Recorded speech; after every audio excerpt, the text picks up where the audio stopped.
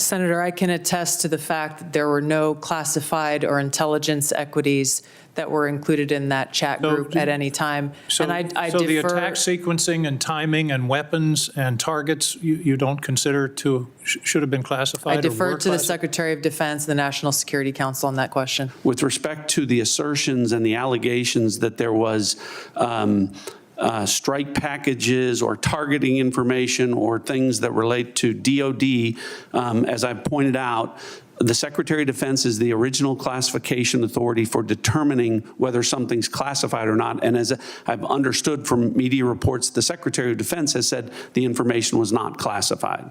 Did this conversation at some point include information on weapons packages, targets, or timing? Not that I'm aware of. Director Gabbard, same question. Same answer, and defer to the Department of Defense on that question. So I understand that DoD policy prohibits discussion of even what is called controlled unclassified information, or CUI, on unsecured devices. Are both of you aware of that DoD policy? Not familiar with the DOD policy, but I would say that the Secretary of Defense is the original classification authority for DOD in deciding what would be classified information. The deliberation between principals in our national security apparatus about whether or not to strike another country, would you consider that to be classified information? Pre-decisional strike deliberation should be conducted through classified channels. So the question has to be posed to Secretary Hegseth whether he declassified the information and at what point he did declassify it. Do you agree?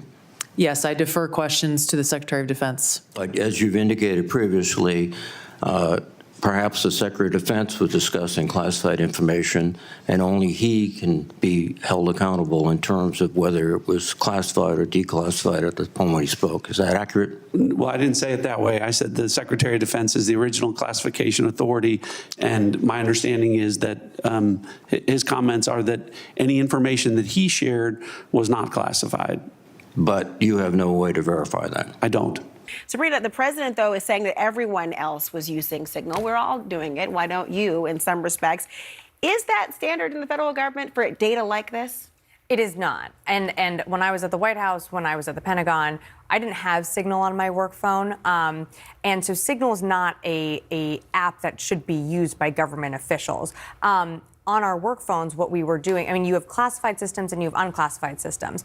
The unclassified systems, phones, emails, those are separate from classified systems. And what is so damaging and harmful in this reporting is that Secretary Hegseth took classified information and moved it into a non-secure format. And even though they're denying that there was classified information in these text threads, anytime there's a military operation, before an operation, if it is true that Secretary Hegseth put the locations, the timing, and the targets in that thread, that is classified. That is an operation. And so what he did was put those fighter pilots at risk.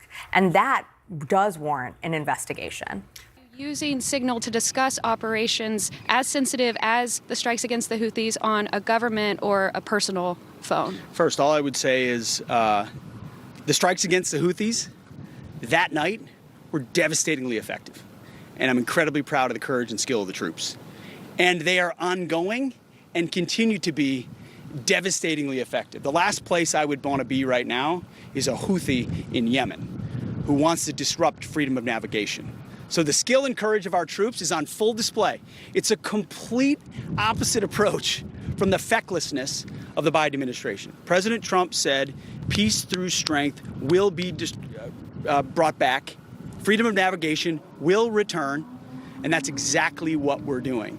As I also stated yesterday, nobody's texting war plans, and that's all I have to say about that. So those same troops that you are proud of, do you regret putting information like the ones you did in the Signal chat that could endanger those same American service members? Nobody's texting more plans.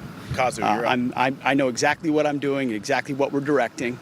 And I'm really proud of what we accomplished, the successful missions that night and going forward. Zolan, because this is an important point. He is talking about the effectiveness of the troops, comparing it to what he called the fecklessness of the Biden administration's approach to this, and that he was proud of the troops because the strikes against the Houthis was devastatingly effective, to use his own words. But then he was very particular when he answered the question. Nobody's texting war plans. He did not go into the rest of the information about what else could have been. Is that enough to suggest that the reporting is inaccurate? I don't think it is. I mean, at this point, he is saying, war plans, correct me if I'm wrong, anyone here, especially someone who's worked for the Defense Department, but I don't think there's one legal term for war plans. He might be using his own discretion to describe what exactly the war plans are in this instance. Look, what Jeffrey Goldberg reported is that there was sensitive details on this military strike sent in this group chat just 2 hours before the strike. I think any person that's reading this would consider that to be plans for a war, right?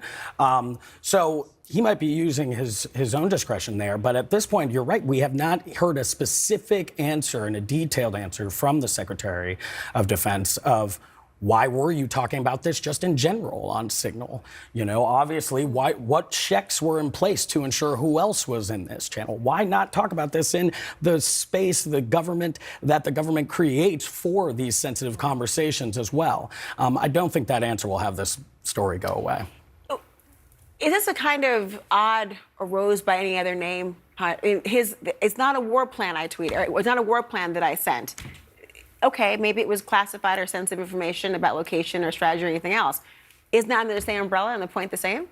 Look, I go back to I think this administration has been straightforward from the very beginning, and I don't think that, to me, I don't see him playing games here with war plans. I see where we can parse it out, but again, I'm going to take him at his word. We have Mike Walls taking responsibility for this, so we have to take him at his word. And so I don't know what other suggestion there is to do, whether it is to release all of the information, but that's up to the administration, and that, to me, is what we're going to break, Walgo, is that I think that's what their review is all about, and that's what I assume this administration will continue to do. The thing about the review, too, I believe it's out of the NSC in the White House right now. One test that this creates, too, is, Kash Patel said that he would lead an FBI that would be independent in his confirmation hearing. Pam Bondi saying the same thing. Will we actually see any review from the Justice Department on this, or the FBI? It does create a real test there for that.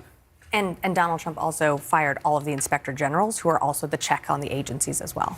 According to open source reporting at 11:44 on the morning of March 15th, Secretary Hegseth put into this group text a detailed operation plan, including targets, the weapons we were going to be using, attack sequences, and timing. And yet you've testified that nothing in that chain was classified. Wouldn't that be classified? What if that had been made public that morning before the attack took place? Senator, I can attest to the fact that there were no classified or intelligence equities that were included in that chat group. My source tonight, you just heard from there, an independent senator from Maine, Senator Angus King, and thank you so much for being here. You seemed quite skeptical of the argument about this discussion not being classified, what they were talking about. If imminent military strikes aren't classified, Senator, what is? Well, that was exactly the question I asked. You heard the question. According to Jeffrey Goldberg, and he quite responsibly didn't report the details, but he said that Hegseth's text talked about the timing, the weapons, the targets, the sequencing. And as you say, if that isn't classified, I don't know what is. And I don't understand the witnesses today saying that it wasn't classified. And of course, I followed up by saying, well, if it wasn't classified, then give us the whole text chain. Because if it isn't classified, let's see it here at the committee. And of course, there were no takers on that offer. And Caitlin, people talking about this being a mistake, that seems to be the word of the day to defense. Well, it was a mistake. Well, you and I have probably, texted to the wrong person by mistake, or perhaps joined a group that it wasn't the right one that we thought. But you're not the Director of National Intelligence, and I'm not the Secretary of Defense. These are the top national security officials in the country. And they were on a text chain that the Pentagon themselves, ironically, had said don't use for this kind of purpose. And they were discussing national security affairs. And it doesn't pass the straight face test that somehow none of this was classified. We're going to find that out. And we'll find out, I believe, reasonably shortly what was in that text chain, because the administration can't now say, well, we can't tell you because it's state secrets or it's classified, because their director of national intelligence said about 10 times that it isn't classified. It was a very frustrating hearing.